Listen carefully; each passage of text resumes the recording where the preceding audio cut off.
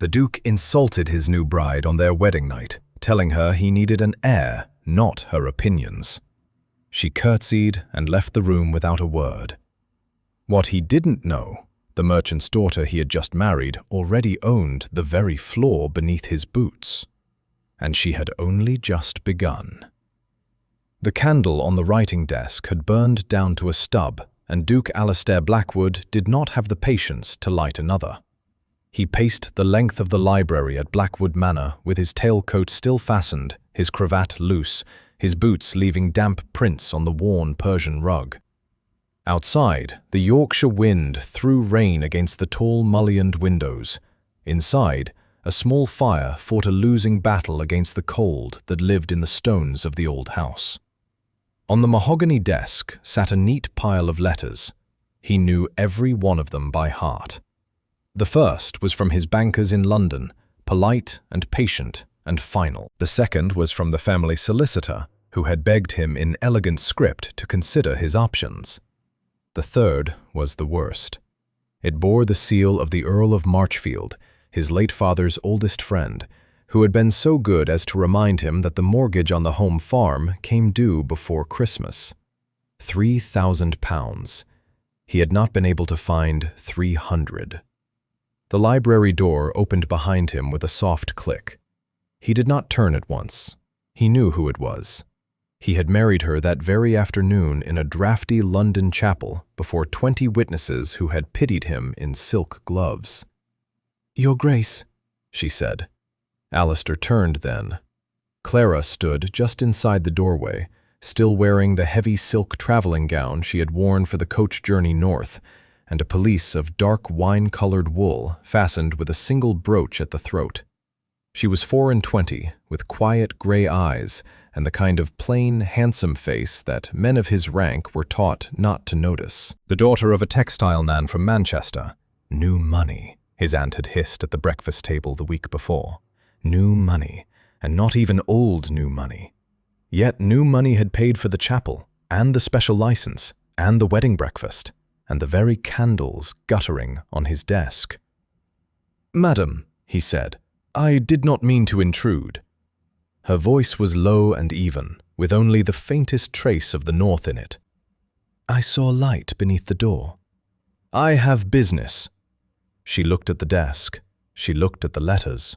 She did not move closer, and she did not retreat either, and after a moment she said, very gently, "May I be of help?" He laughed. It came out shorter and uglier than he had intended. "Of help. My father's mills use a system of bookkeeping that I learned at his elbow when I was a girl. Double entry, it is called.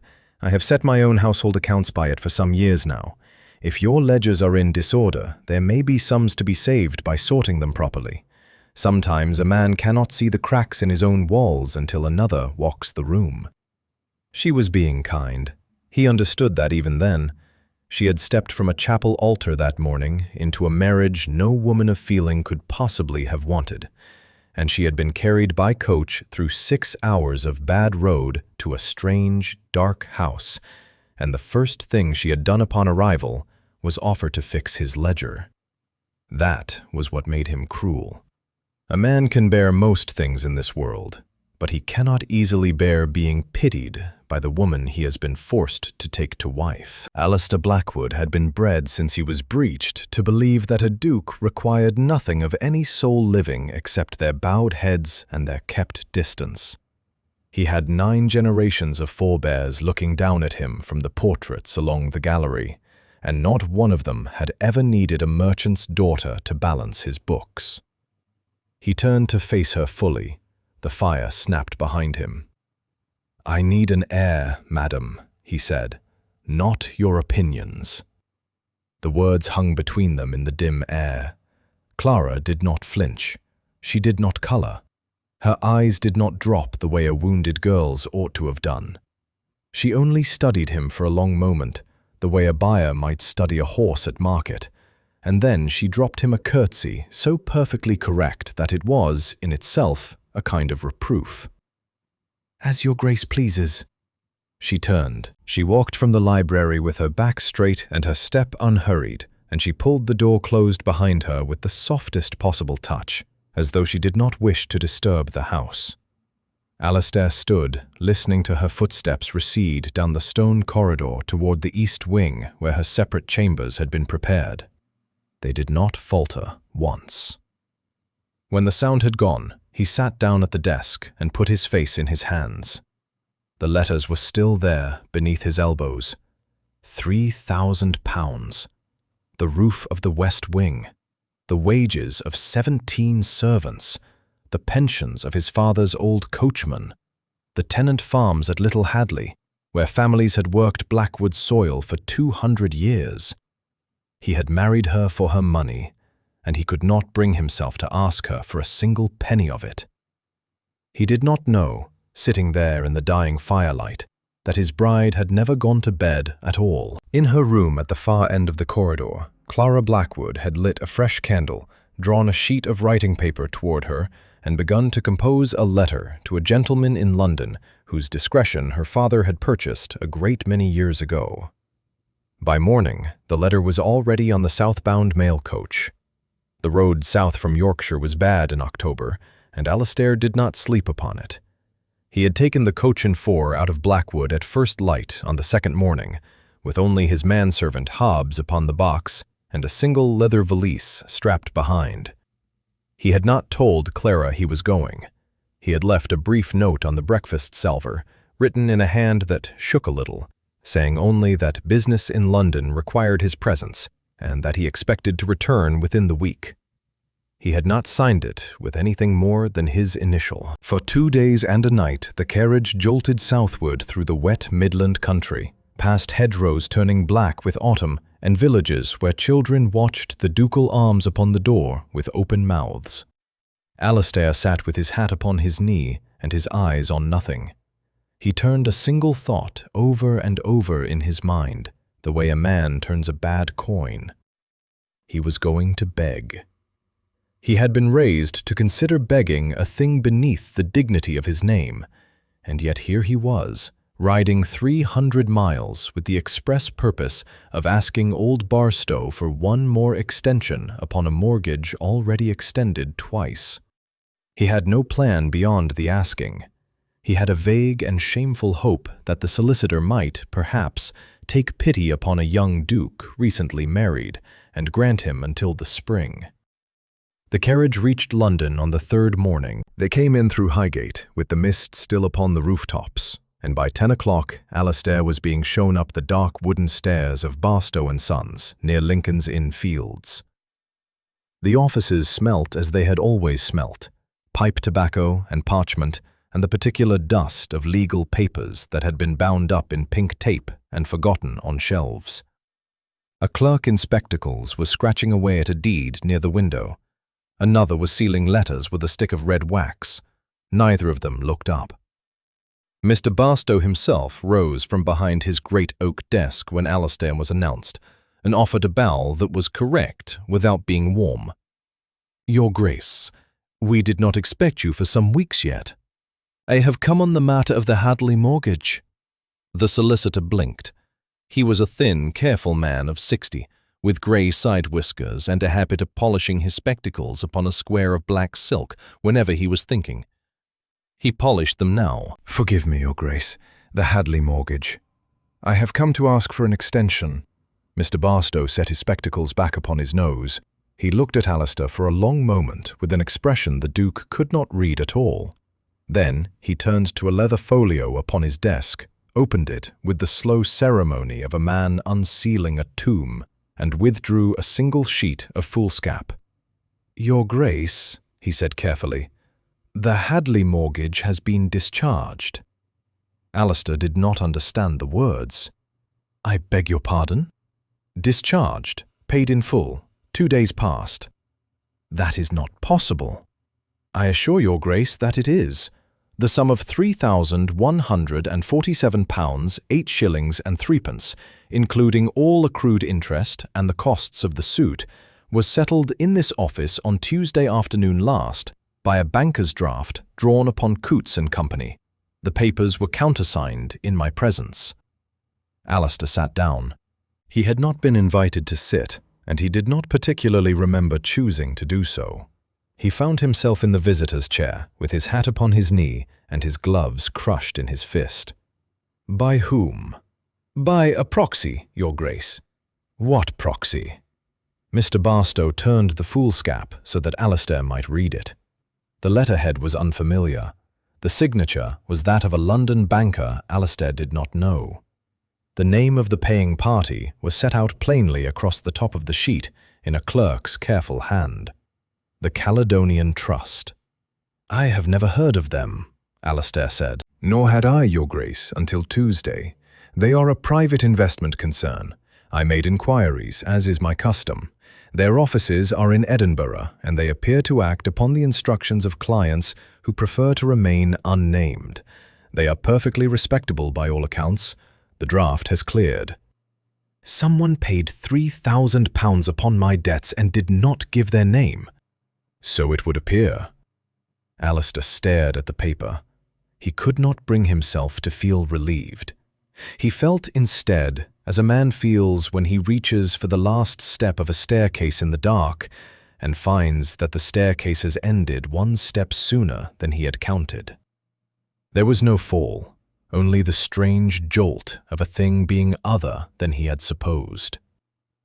"I have no living relations of any consequence," he said, half to himself. "My mother's people are gone. My father's brother died at sea. There is only George, and George would not pay 3 pence to save my soul." "Quite so, Your Grace." "Then who?" Mr. Barstow folded his hands upon the desk.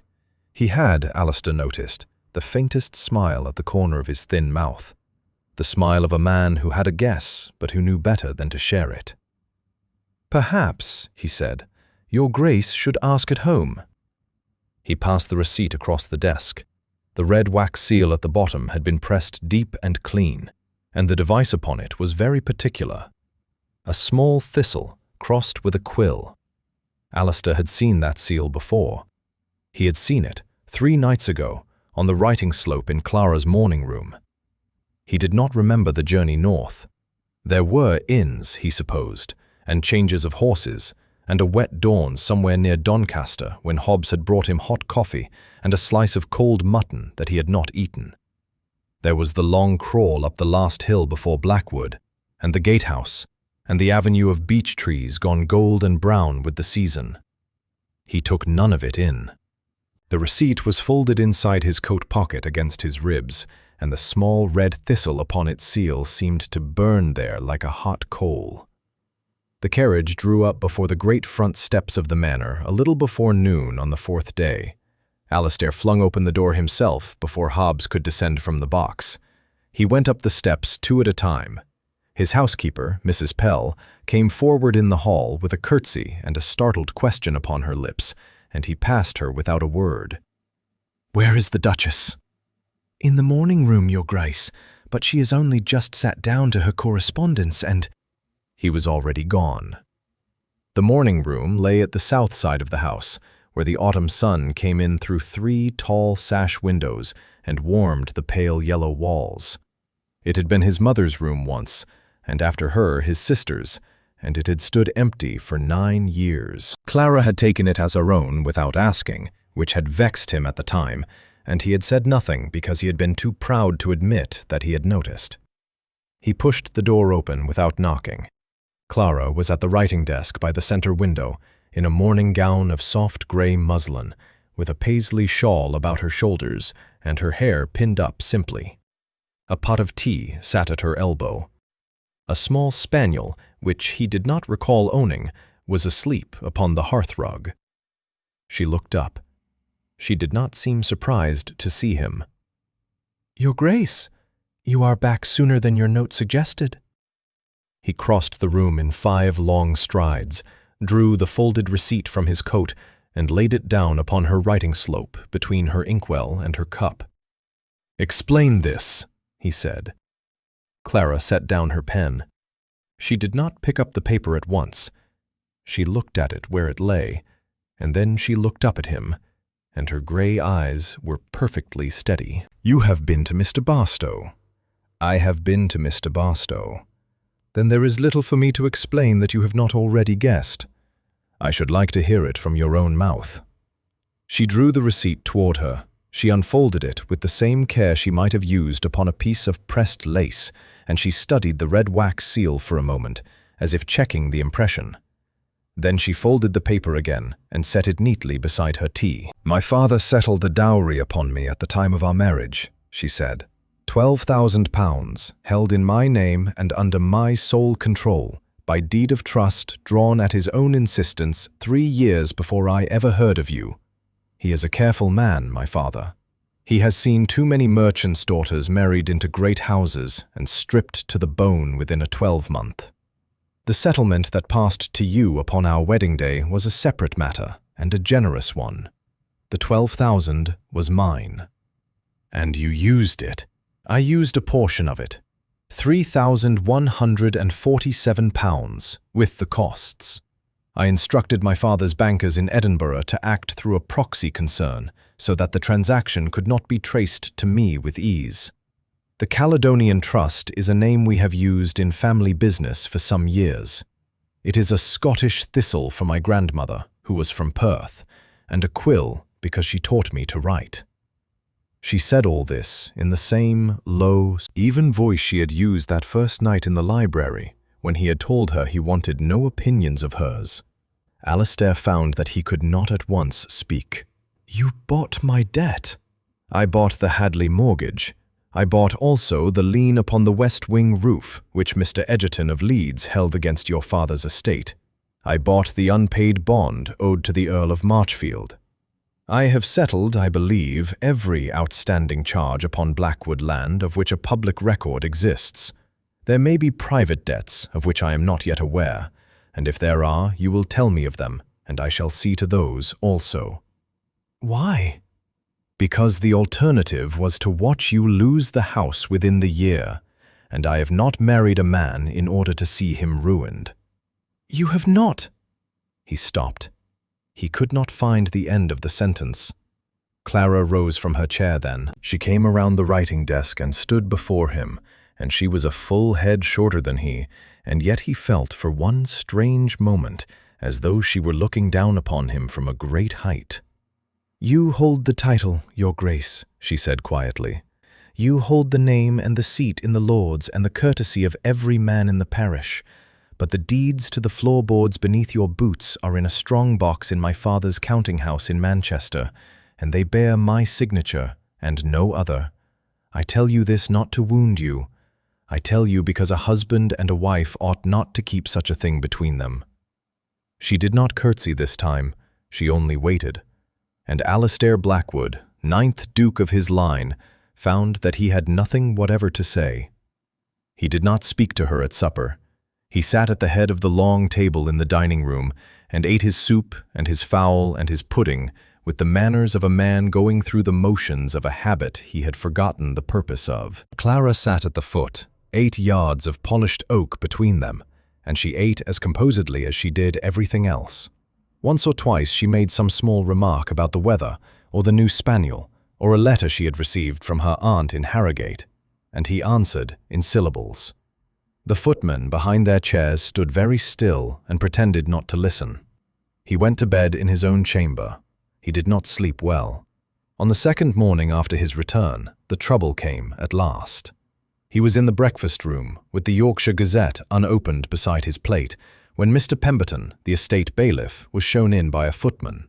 Pemberton was a square, weathered man of 50, who had served Alastair's father before him, and he had the look upon him now of a man bringing news he would rather not have brought. "Your Grace, I beg your pardon for the early hour." "What is it, Pemberton?" "The wheat, Your Grace, at Little Hadley, and the barley field above the mill." "What of them?" "Blight, Your Grace, come up overnight in the wet. I rode out at dawn with young Tom, and we have walked 4 of the lower fields. The ears are black. The crop is gone." Alastair set down his cup. He felt the blood leave his face. "All of it?" "What the blight has not taken, the rain will. We had 3 nights of standing water in the furrows last week. The men are gathered at the home farm now. They are asking what is to be done."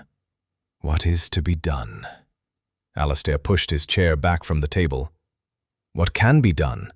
There is no rent without a crop. There is no winter without a rent." "No, Your Grace." He walked to the window.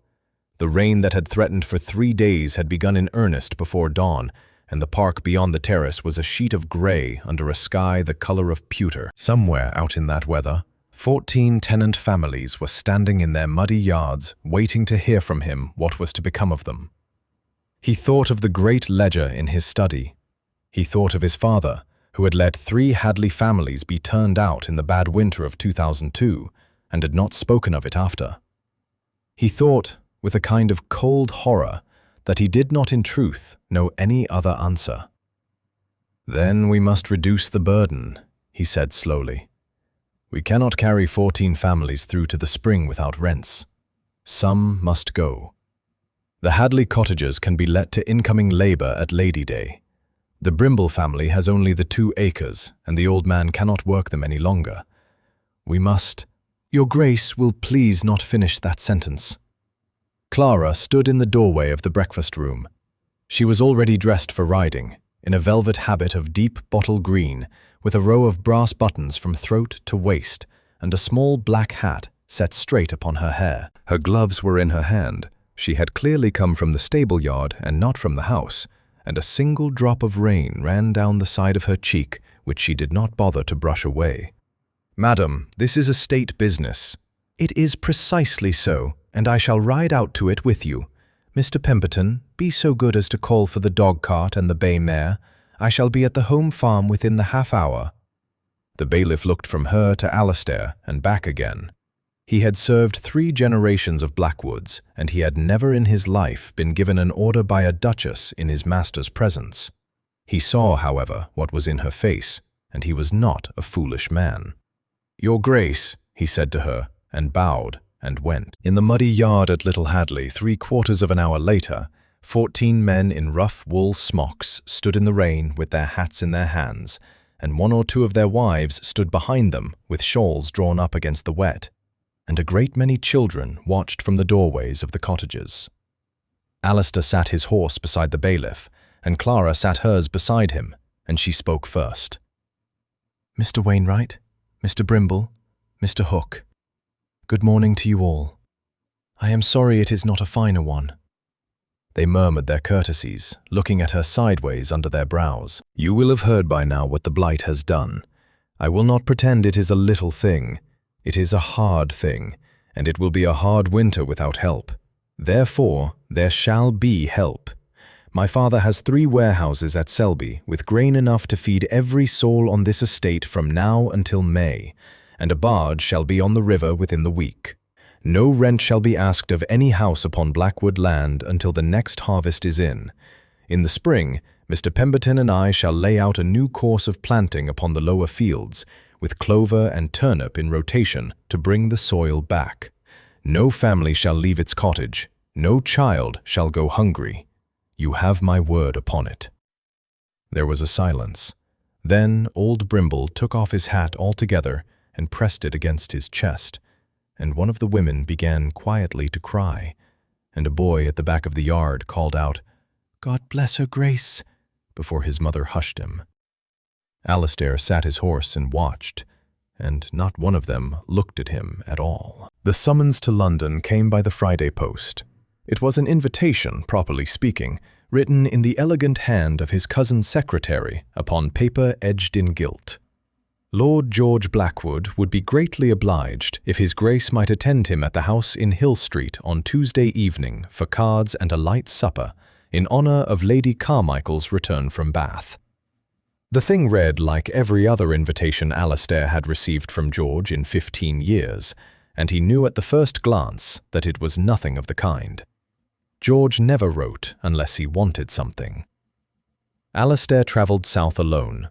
He left Clara at Blackwood with the household and the new spaniel, and the bailiff's plans for the spring planting spread out upon her writing slope, and he kissed her hand at the foot of the steps before he climbed into the carriage. It was the first time he had touched her since the wedding. She had looked at him with an expression he could not quite read, and she had said only, "Be careful of him, Alastair." It was the first time she had used his Christian name. He arrived in Hill Street on the Tuesday evening at 9:30. The house was lit from cellar to attic.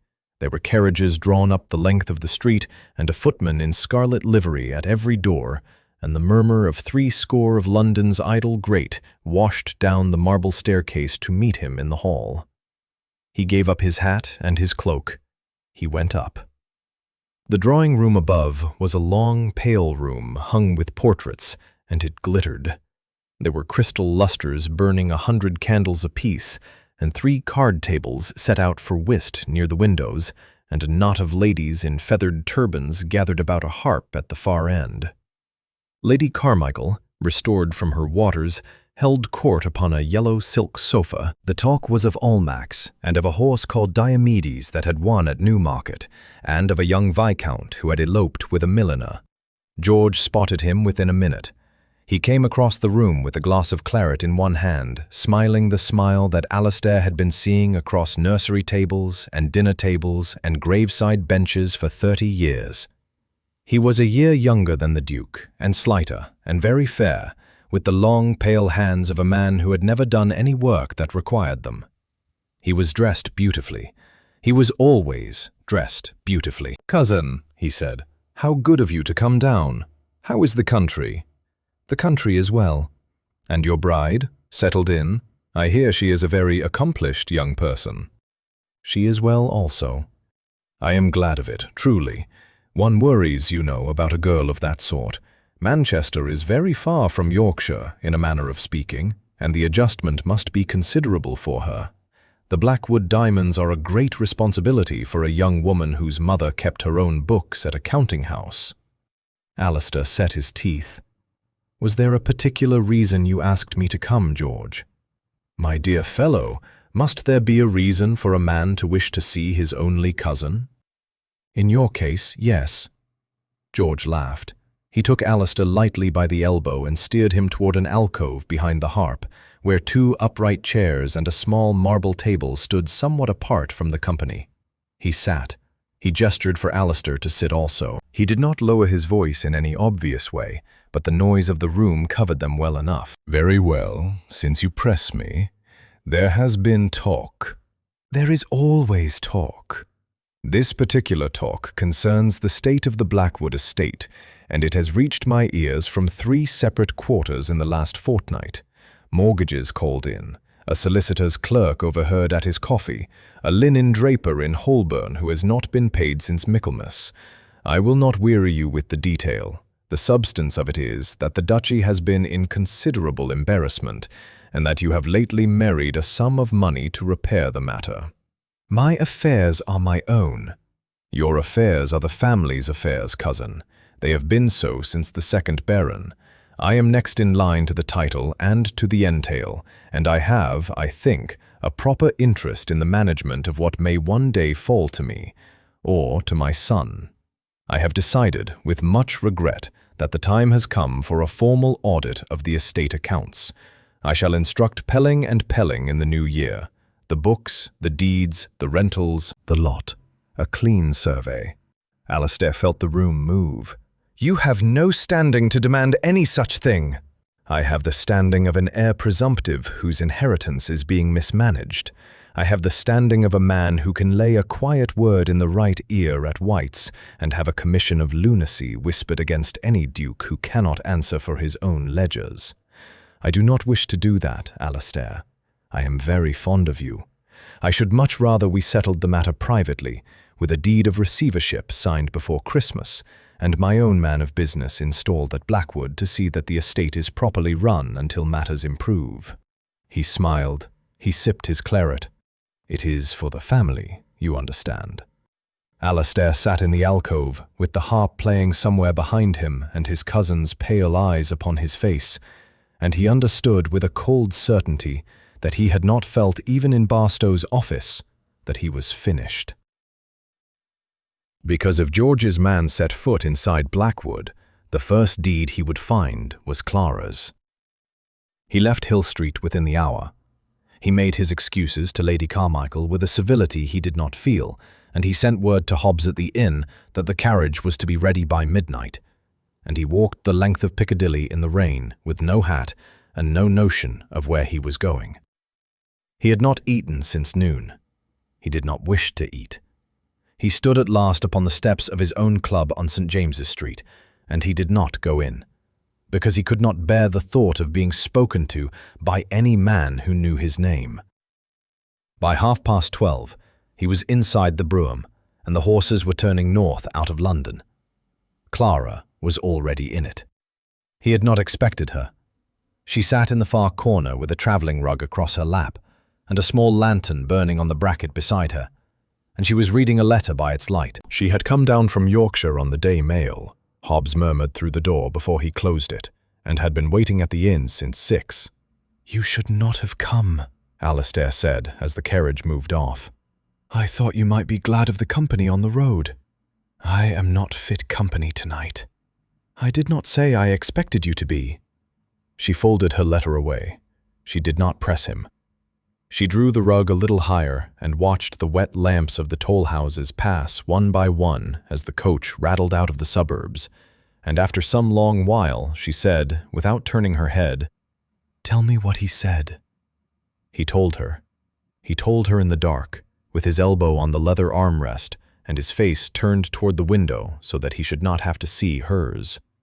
He told her of the alcove behind the harp, and the audit, and Pelling, and the quiet word at White's, and the deed of receivership that George wanted signed by Christmas. He told her that the moment George's man opened the strongbox, he would find her name upon the deeds, and that the moment the name of a Manchester merchant's daughter was discovered to hold the freehold of a ducal seat, the laughter from one end of London to the other would not stop in his lifetime. He told her that he had brought her to this, that he had married her for her money and then refused her opinions, and that now the very protection she had given him in secret would be the rope he would hang upon. He stopped.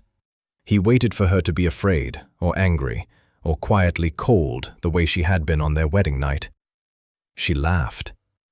It was not a cruel laugh. It was a low, surprised, almost delighted sound, the laugh of a person who has been handed a riddle that she already knows the answer to. "Forgive me," she said.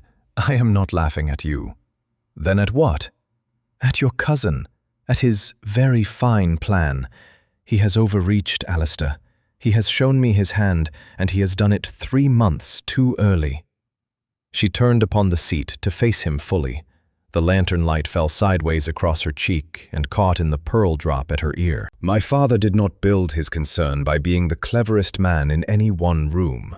He built it by being the most patient.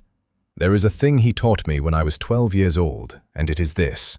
When a rival comes at you in the open, it is because he believes you are weaker than you are. That belief is the only weapon he has. Take it from him, and he is naked." "George is not weak. George has friends at White's." "George has debts at White's. He has debts to a wine merchant in Pall Mall, and to a jeweller in Ludgate, and to a horse dealer at Tattersall's, and to a tailor in Savile Row who has been very tired of him these 18 months.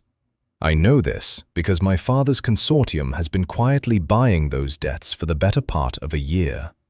Not for any purpose, you understand, simply because my father keeps a list of every gentleman who has ever sneered at a tradesman in his hearing, and George has been upon that list since 14. Alistair stared at her. "You have his paper?" "We have a great deal of his paper, enough to call him in for the full sum upon a morning's notice, and to ruin him before the week is out. I had not meant to use it. I had thought it a kind of insurance against a day that I hoped would not come. The day appears to have come. Clara, hear me out. You will not refuse George his audit. That would be the act of a frightened man, and frightened men lose. You will invite him. You will write to him tomorrow from the next posting in, and you will say that you have nothing whatever to hide, and that he is welcome at Blackwood for a proper dinner upon the 23rd, and that you should be glad to set the books before him with your own hand. In the meantime, I shall have my father's attorneys draw a deed of joint trust upon the Blackwood lands. The freehold passes from my sole name into a trust held jointly by the Duke and Duchess of Blackwood, with the entail upon the male heir of our bodies preserved entire. George will find a duchy in perfect order, owned by its duke, and a duchess who has been so very kind as to put her dowry into the family stone. And he will find, beside his pudding, a small reminder of his own circumstances. Alastair looked at her in the swaying lamplight. He had married a stranger. He had married, it appeared, a general. "Clara," he said quietly, "I owe you an apology for our wedding night." "You owe me nothing. You owe yourself the apology. I have only been waiting for you to make it." He took her gloved hand in his and held it the rest of the way to Stamford. George came up on the 23rd in a hired chaise. He had given out at his club that he was making a flying visit to the country to look into a small family matter, and he had told his valet to pack only the one trunk, for he did not mean to be above a single night beneath his cousin's roof. He arrived at Blackwood a little after 6 in the failing light, and the first thing he saw as the carriage swung up the drive was that every window on the south front of the house was lit. There were 40 windows on the south front of Blackwood. He stepped down into the gravel sweep and stood looking up at the great pale facade with his gloves in his hand. A butler he did not recognize came down the steps to meet him, and 2 footmen in fresh livery of black and silver took his trunk and his cloak before he had quite given them up, and inside the hall a great fire was burning in the chimney-piece, and the candles in the wall sconces were beeswax and not tallow.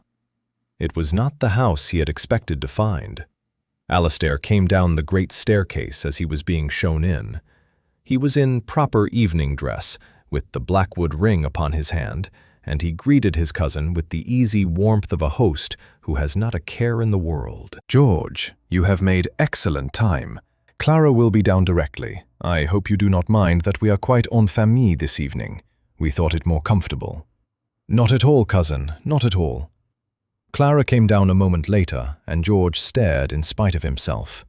She wore a gown of dark blue silk, very plainly cut, with a single string of pearls at her throat that George priced at 1,500 guineas before he had quite finished his bow.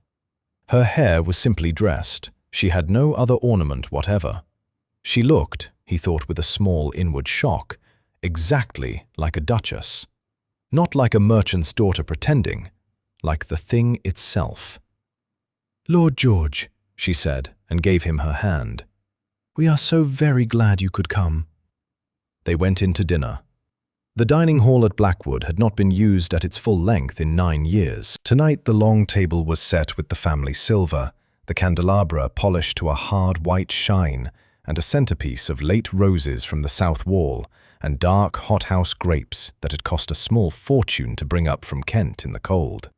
There were 8 courses laid out upon the sideboards. There were 3 wines for the fish alone. There were 2 footmen behind every chair. George ate slowly. He drank less than he might have liked. He listened. Clara spoke very lightly through the soup and the turbot. She inquired after Lady Carmichael's health, and after a horse George had bought at Tattersall's in the spring, and after a small property near Newmarket, which she understood he had been thinking of taking on a lease. She knew, it appeared, a great many small things about him. She knew the name of his tailor. She knew that his mother had been a Devereux of Wiltshire. She mentioned in passing that she believed her father's house in Manchester had once sold a length of broadcloth to his grandfather, and was that not an amusing coincidence? George began to perspire a little above his collar. By the time the venison was set down, he had understood that he was not at a dinner. He was in a room. "Tell me, Lord George," Clara said as the 4th wine was poured, "do you know the name of Mr. Hargreaves of Ludgate Hill?" "The jeweler?" "Yes, a very pleasant man. He came up to see my father in the summer. He was distressed about a sapphire necklace he had set for a gentleman of his acquaintance, upon which he had not yet been paid the 2nd installment. I believe my father bought the debt from him as a favor. We do that sometimes. Mr. Hargreaves was very grateful." George set down his glass. "And Mr. Pelham," she went on pleasantly, "of the wine merchants in Pall Mall, and a Mr. Coombs who keeps a tailoring concern in Savile Row, and the gentleman at Tattersall's who handled the matter of the bay gelding last March. All very pleasant men, all, by an odd chance, owed considerable sums by a single gentleman of fashion in town. My father's consortium has been quietly assisting them for some months. We hold the paper now. £4,100, I believe, is the present total. Mr. Pemberton drew it up only this morning. She lifted her napkin to her lips. She smiled at him over the rim of her glass. A footman approached. He carried a small silver tray. Upon the tray was a folded sheet of paper, sealed with red wax. He set the tray down beside George's plate, between the pudding spoon and the dessert wine, and he withdrew without a word. George did not pick it up. He did not need to. He knew what was inside it. A schedule of his debts neatly drawn with the signature of a Manchester attorney at the foot, and the date upon which the consortium would be entitled to call the whole sum in. "You will find, I think," Clara said, "that my father is a very reasonable man. He has never called in a debt against a gentleman who behaved as a gentleman ought.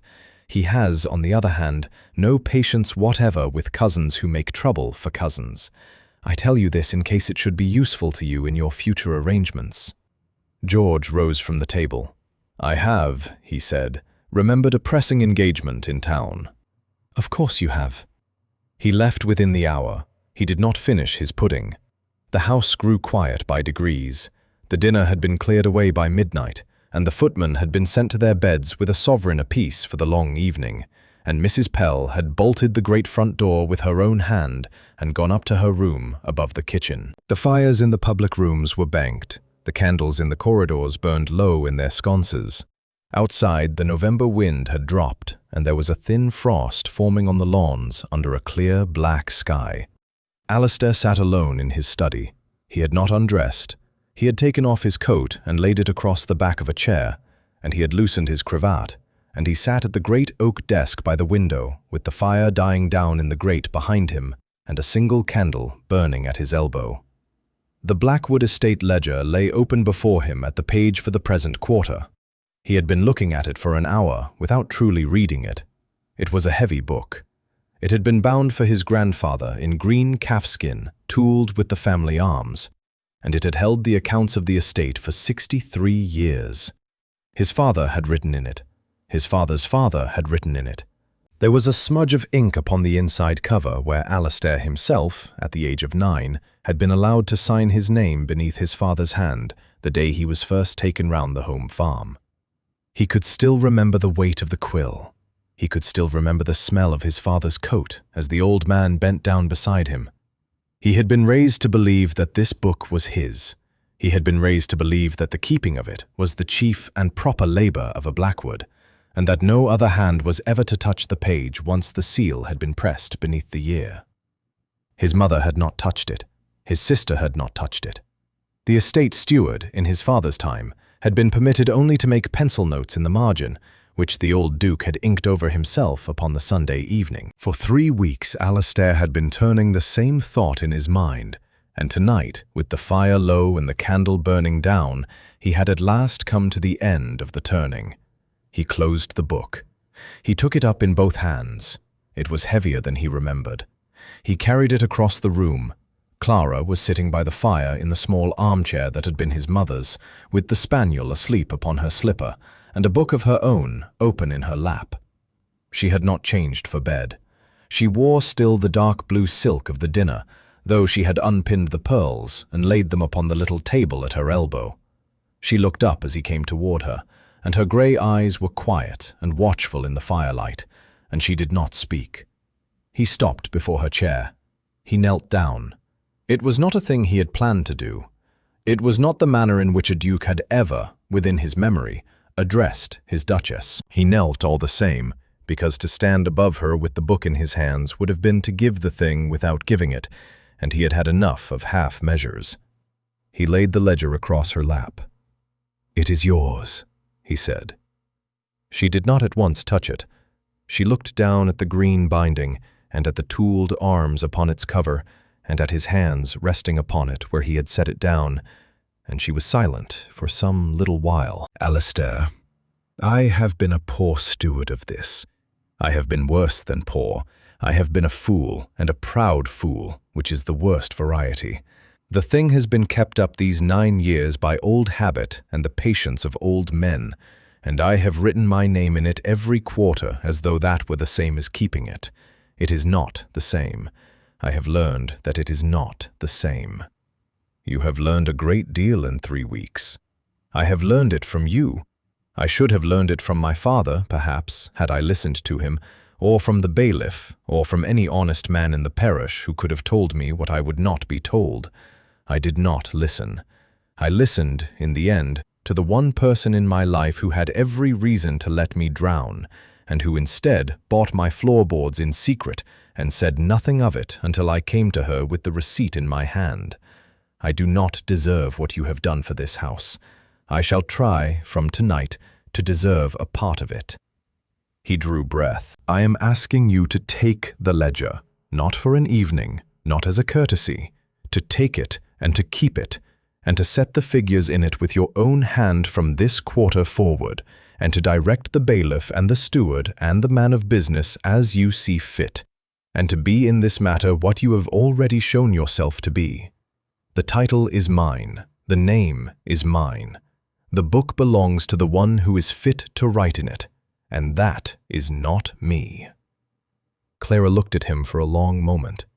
Then she set her own book aside upon the little table, and she laid her hand flat upon the cover of the ledger, and she closed her other hand over his, where it rested upon the leather. "We shall keep it together," she said. "Clara, together, Alistair. I have not married a man in order to take his house from him. I have married him in order to share it. You shall sign the quarter with me, and you shall ride the boundaries with Pemberton in the spring, and you shall learn what your father did not teach you. I will teach you.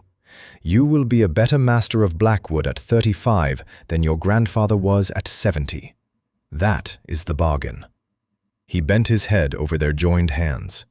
The fire fell in upon itself with a soft, settling sound. The frost held for 3 days, and then the sun came back.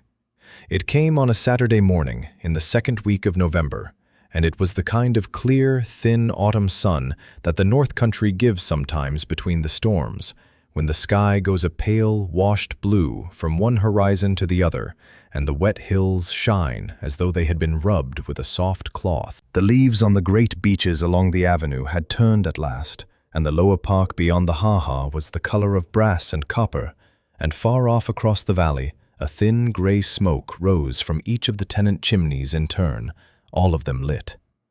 Alistair came out onto the south terrace a little after 10. He had a coat on against the chill, and his hat in his hand, and a small bundle of papers from the Morning Post tucked under his arm. He stood for a moment at the top of the stone steps and looked down across the lawn to the avenue, and across the avenue to the home farm, and across the home farm to the long, low ridge above Little Hadley, where the new clover was already showing in the turned earth. He could see, very small in the distance, 2 figures walking the headland with a dog. Pemberton, he thought, and the youngest Brimble boy, who had been taken on the home farm at Lady Day as an under-bailiff at his wife's particular suggestion. He had spent the morning at the ledger. He had set down the rents for the quarter in his own hand under Clara's eye, and she had checked the column of figures and had found one small error in his sums, and had pointed it out to him quite without unkindness, and he had laughed at himself and corrected it. They had then gone through the bills of the Hadley grain that her father's barge had brought up in the last week of October, and the figures had balanced to the penny. He had not known, before this autumn, that figures balancing to the penny was a thing that gave a man any particular pleasure. He knew it now. Clara joined him on the terrace a few minutes later. She had on a dark gray walking dress with a velvet collar against the cold, and her hair was caught up simply at the nape, and she carried no parasol and no shawl. She came to stand beside him at the stone balustrade, and she set her hand upon the crook of his arm, without saying anything at all, and they stood there together a while, looking out across the valley. Pemberton has sent up word, she said at last. I saw the note upon the salver.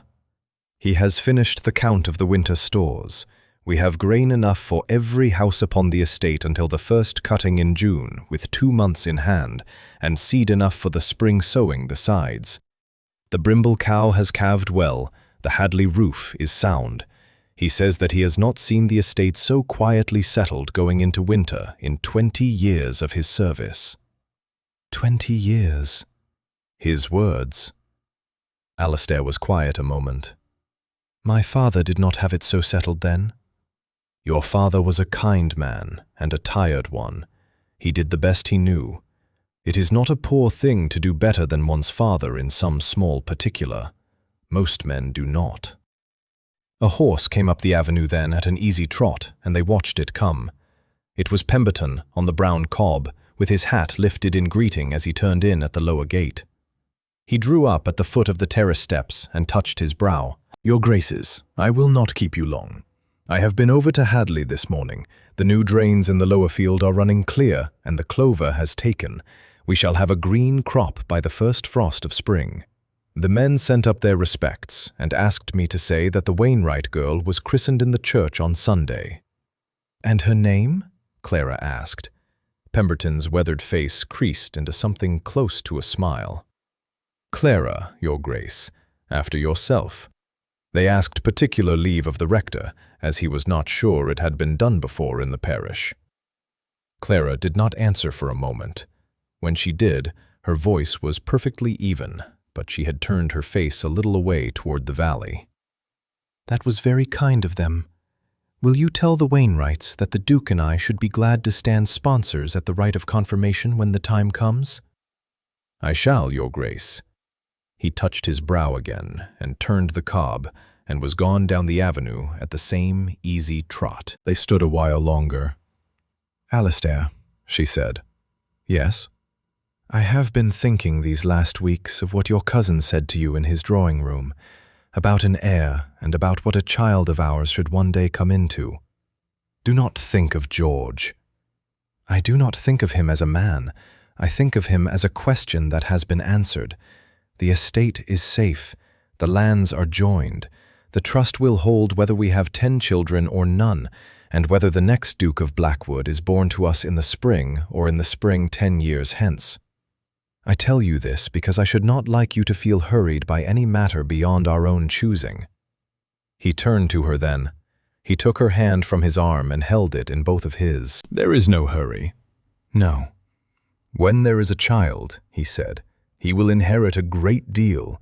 He will inherit the land and the title and the name and the ledger that we have kept in both our hands. He will inherit, I hope, his mother's intellect. He will inherit, I am certain, her courage. If he is half the steward she has been of what was given into her keeping, the parish will speak well of him for 100 years. Clara looked up at him. And what shall he inherit of his father? He smiled. The good sense at last to listen to his wife. She laughed then. It was the same low, surprised laugh she had given him in the dark of the carriage on the road from London, when she had heard the worst of his cousin's threat and known already how to break it. He thought he would do a great many things in the years to come to hear that laugh again.